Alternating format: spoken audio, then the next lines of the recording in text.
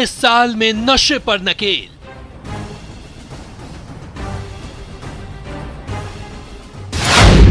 तस्करों की चालाकी फेल।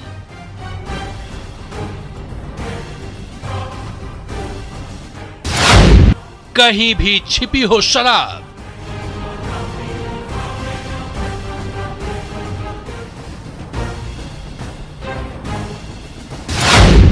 खोज निकालेगा उत्पाद विभाग।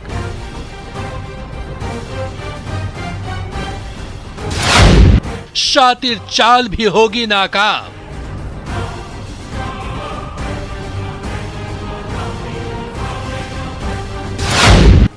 नहीं छलकेगी नशे की जाम।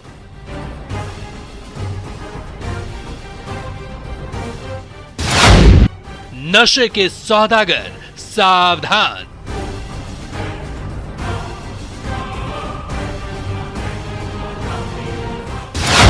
कहीं भी छिपाओगे पकड़े जाओगे। नमस्कार, 9 की 9 खबर में आपका बहुत स्वागत है। मैं हूं आपके साथ विभा उपाध्याय। और शराब तस्कर चाहे जितनी भी चालाकी कर लें, लेकिन पुलिस उन्हें पकड़ के रहेगी। गया में तस्करों ने अनूठा तरीका अपनाते हुए सब्जी की बोरियों में शराब छिपाकर रखी थी, लेकिन पुलिस की मुस्तैदी ने उनका भंडाफोड़ कर दिया। तस्वीरें आपके टीवी स्क्रीन पर है और देखिए कैसे सब्जियों का इस्तेमाल किया गया जहां पर शराब की तस्करी की जा सके। 792 बोतल विदेशी शराब इन सब्जी की बोरियों से जब्त की गई है। बताया जा रहा है कि शराब झारखंड से लाई जा रही थी। इस मामले में 2 लोगों को गिरफ्तार किया गया है, जिनसे पूछताछ की जा रही है। जैसे सर, हम रांची से लोड किए, ब्रह्मपुर से। क्या लोड किए थे? मटर। अच्छा।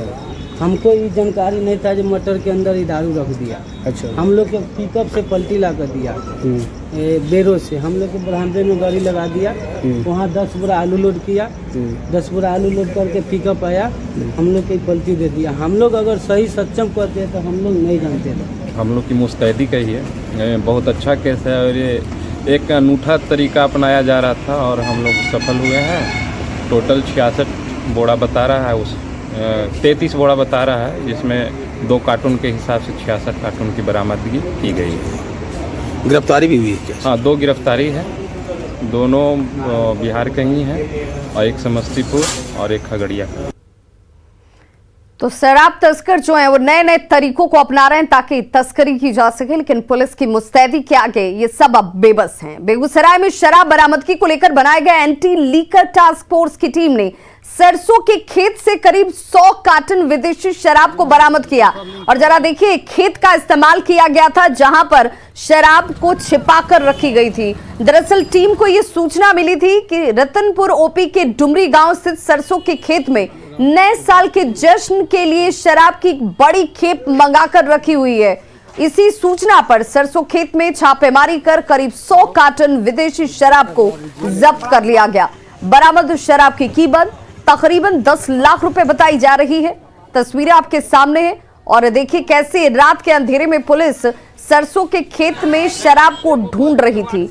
बरामदगी भी हुई, शराब बरामद की गई है जो कि तकरीबन 10 लाख से ज्यादा की बताई जा रही है। रतनपुर थाना बरामद कर इन शराब को लेकर पहुंची टीम। एएसआई संजय मिश्रा ने बताया कि शराब के खिलाफ यह अभियान लगातार जारी है।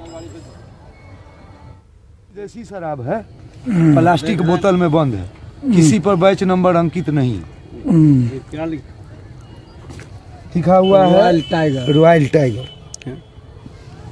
बोल दिया गया है, थाना भी आ रहा है। गुप्त सूचना के आधार पर एलटीएफ वाला जो है इसको पकड़ा है।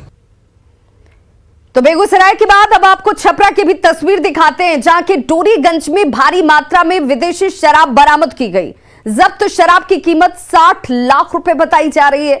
यह शराब हिमाचल प्रदेश में बिक्री के लिए बनाई गई थी, लेकिन इसे तस्करी कर बिहार लाया गया, जिसकी गुप्त सूचना पर उत्पाद विभाग की टीम ने छापेमारी की और ट्रक को जब्त किया है। तलाशी के दौरान 60 लाख की शराब बरामद की गई। हालांकि ड्राइवर जो है वो भागने में सफल रहा। पुलिस गाड़ी में लगे जीपीएस के आधार पर मामले की छानबीन कर रही है।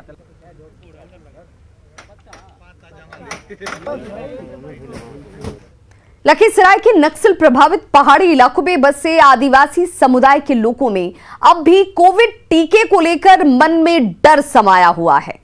कोविड एक्सप्रेस के गांव में पहुंचते ही लोग भागने लगते हैं। नक्सल प्रभावित चानन के कई गांव में टीका एक्सप्रेस की टीम पहुंचकर लोगों को जागरूक कर रही है। कोविड टीका लेने के लिए उन्हें प्रेरित किया जा रहा है। टीका एक्सप्रेस टीम में शामिल लोगों का कहना है कि इन इलाकों में शिक्षा की काफी कमी है, लोग शिक्षित नहीं हैं। कोरोना वैक्सीन लेने से ये लोग अब भी डर रहे हैं।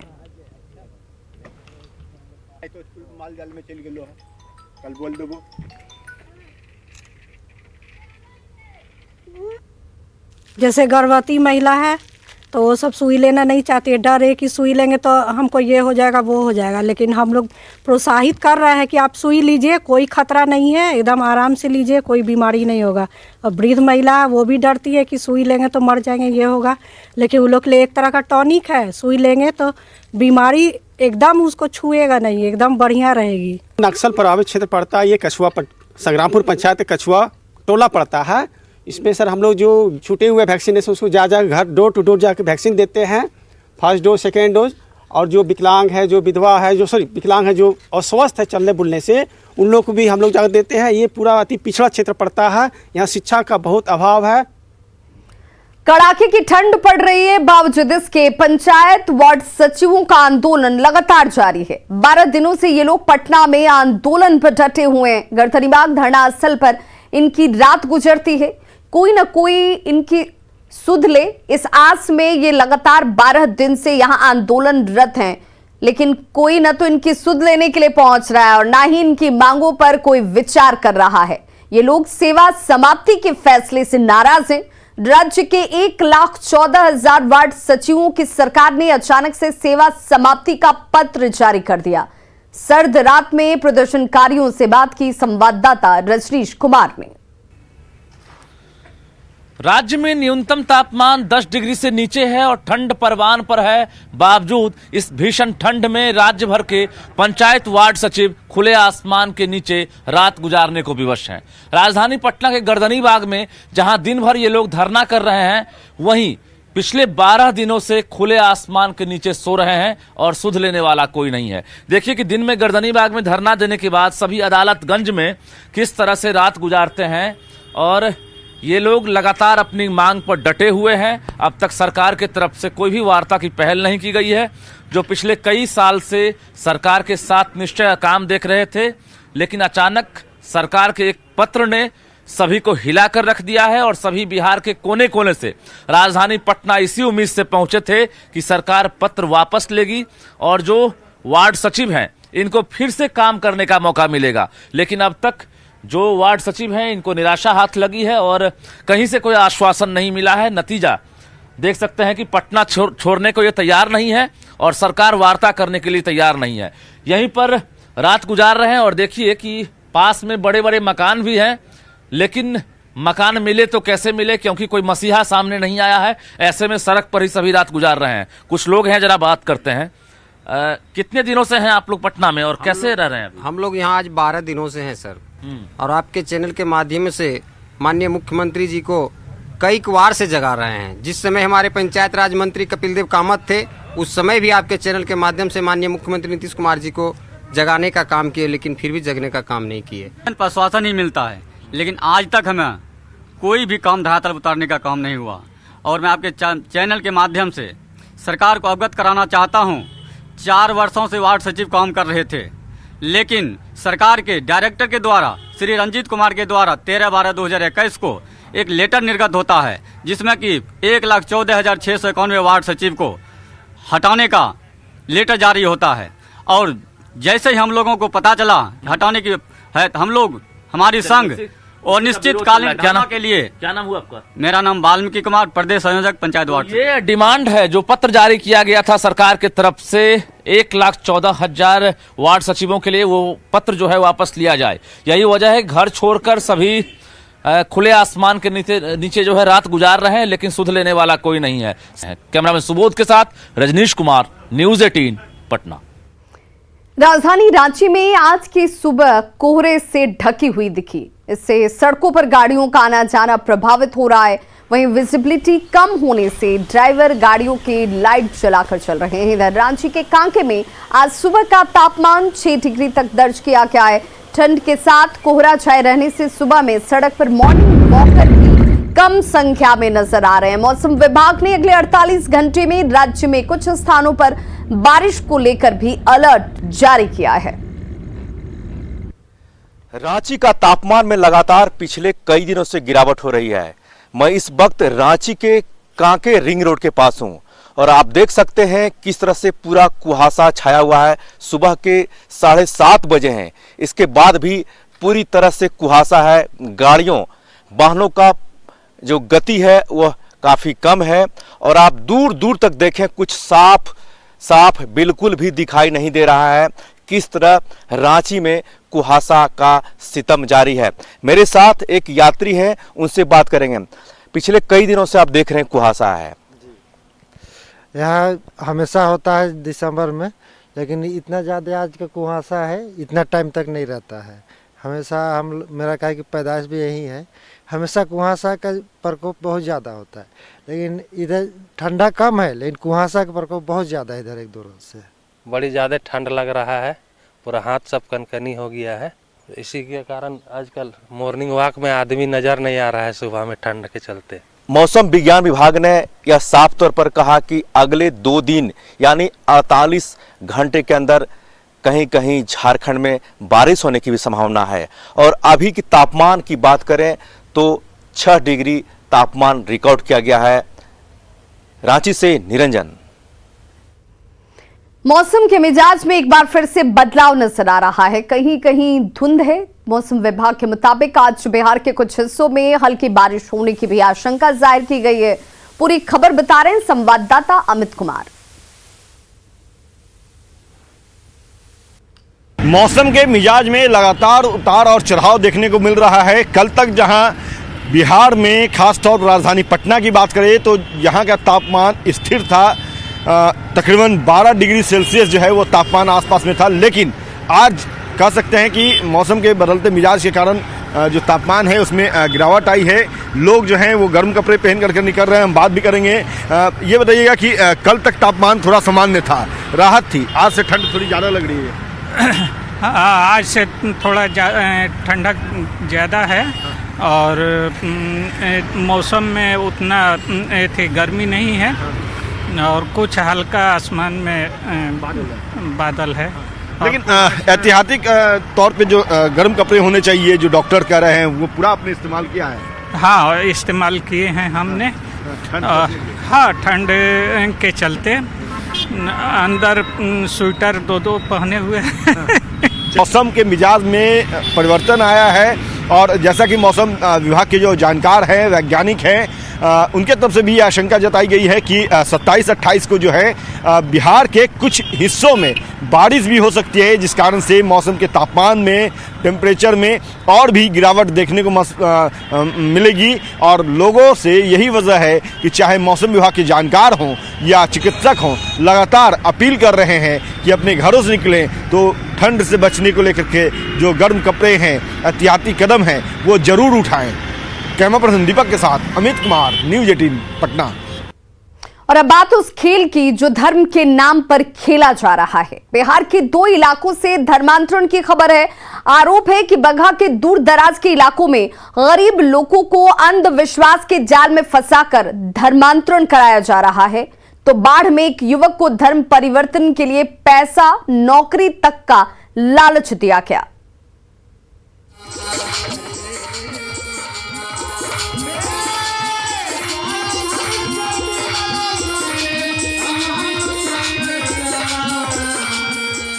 भोजपुरी भजन पर झूमती इन महिलाओं को देखिए। यहाँ कोई भजन, संध्या या जागरण नहीं हो रहा है। यहाँ हो रही है ईसाई मिशनरीज की प्रार्थना सभा। आरोप है कि बगहा के दूर दराज इलाकों की तरह धनहा थाना क्षेत्र के गोबरहिया गांव में ऐसी ही प्रार्थना सभा के बहाने गरीब लोगों का धर्म परिवर्तन कराया जाता है।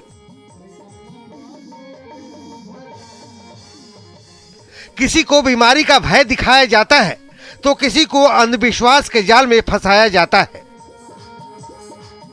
गरीब लोग इनकी जाल में फंस भी जाते हैं। जिस गांव में प्रत्येक संडे के दिन एक चर्च के नाम पे वहाँ कार्यक्रम होता है, जिसमें गरीब लोगों को बहला फुसला करके और धर्म परिवर्तन किया जाता है। उन लोगों से 200-100 रुपये चंदे के रूप में लिया जाता है। गंभीर से गंभीर बीमारी को ठीक करने का लालच देकर ये ईसाई मिशनरी लोगों का धर्म परिवर्तन तो कराती ही है। अब सुनकर हैरान रह जाएंगे कि इन प्रार्थना सभाओं में कोरोना जैसी बीमारी को भी ठीक करने का दावा किया जाता है। वहीं भोले भाले गरीबों से प्रार्थना सभा के नाम पर 200 रुपए की अवैध वसूली भी की जाती है। धर्म परिवर्तन के लिए लालच देने का एक मामला बाढ़ से भी सामने आया है। ढीबर पंचायत के एक युवक ने आरोप लगाया है कि ईसाई बनने के लिए उसे रुपयों के साथ साथ नौकरी का भी प्रलोभन दिया जा रहा है। हो सके तो नौकरी भी लगा देंगे बाद में। प्रलोभन और दबाव दोनों मिल रहा है कि बन जाओ ईसाई, और भी कुछ लोगों को बनाओ तुम। गांव के कुछ और लोगों ने कहा कि जिस जगह पर गांव के लोग सालों से पूजा करते हैं, वहां हर रविवार को ईसाई धर्म के लोग प्रार्थना करते हैं, जिससे माहौल बिगड़ रहा है। सवाल है कि क्या ईसाई मिशनरियां पूरे बिहार में धर्म परिवर्तन का खेल खेल रही हैं और प्रशासन मौन है। न्यूज़ 18 के लिए बगहा से मुन्ना राज और अनिरुद्ध कुमार की रिपोर्ट।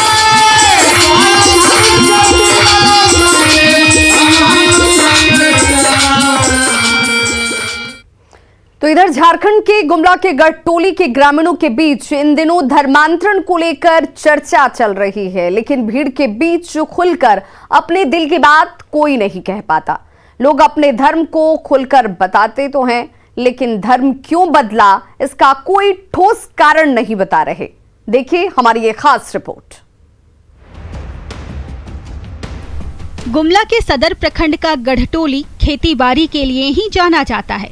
20 साल पहले के इतिहास के मुताबिक करीब 60 घर वाले इस गांव में मूल रूप से सरना धर्म को मानने वाले लोग ही रहते थे, लेकिन पिछले 2 दशक में धर्मांतरण का खेल कुछ ऐसा चला कि 60 घर में महज अब 20 घर ही सरना परिवार के बचे हैं। खामोशी के साथ चल रहे इस धर्मांतरण का जरा सा जिक्र आते ही ग्रामीण यह सफाई देने से नहीं चूकते कि उन पर किसी तरह का कोई दबाव नहीं है। गांव के युवाओं को संविधान की वह धारा पढ़ा दी गई है जिसमें स्वेच्छा से किसी भी धर्म को मानने का अधिकार है, लेकिन राज्य में धर्मांतरण कानून लागू है ये नहीं बताया गया है। क्या वो सही है?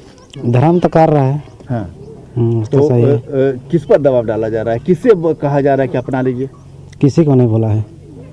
तो धर्म की बात आप बोले आ रही है?